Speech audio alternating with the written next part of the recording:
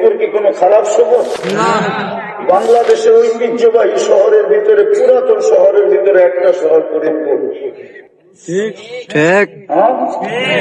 এইটা ভাঙ্গেই তো 5টা হয়েছে, ঠিক না? 5টা ভাঙ্গা ফরিদপুর হয়েছে। আরে মনে হয় বোঝেন নাই, বৃহত্তর ফরিদপুর ভাঙ্গেই তো 5টা হয়েছে, ঠিক না? রাজবাড়ী, গোপালগঞ্জ, তারপরে কি মাদারীপুর, শরীয়তপুর, ঠিক না? ওই 5টা ভাঙ্গা ফরিদপুর হয়েছে।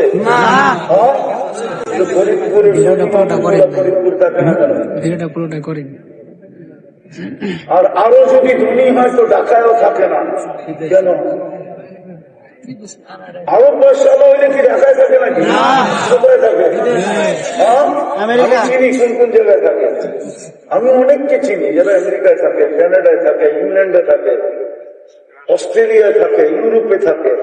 দেখা হয় গেলে নাম শুনলে আসে, হুজুর আসছেন দেশের থেকে, চিনি আমি। কেন থাকে ওই সমস্ত দেশে?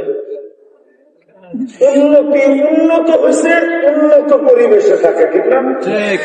ছেলে মেয়েকে উন্নত বানানোর জন্য, ঠিক না? বোঝা গেল ওনার উক্তি যুক্তিতে ফরিদপুরের একটাও উন্নত না, ওনারটাই উন্নত। নাহলে ফরিদপুরে যারা বসবাস করে সব অনুন্নত ওনার দৃষ্টিতে, ঠিক না? কি বলেন? আচ্ছা, আমি আপনাকে জিজ্ঞাসা করি, আল্লাহ কি অনুন্নত? গরিব? তাহলে ঘরটা আপনাকে মহল্লা মহল্লায় দিলেন কেন? আপনাদের এলাকার ধনী মানুষটাই যখন ধনাত্ম হওয়ার হইতে দেরি, ঢাকা গুলশানে বাড়ি করতে দেরি করে না, মাঝে মাঝে ফরিদপুরে আসে, মাঝে মাঝে, ঠিক না?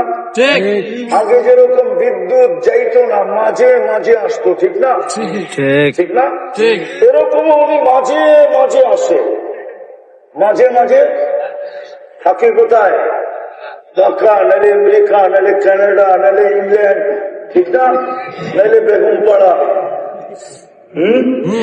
কি বলেন? আল্লাহ কেন ঘরটা আপনাদের এলাকায় দিলেন? গলি গলি কেন দিলেন? গ্রাম গ্রাম কেন দিলেন? যুক্তি দিয়া বোঝেন, যুক্তি দিয়া। মানুষের মতো মানুষ বানানোর জন্য।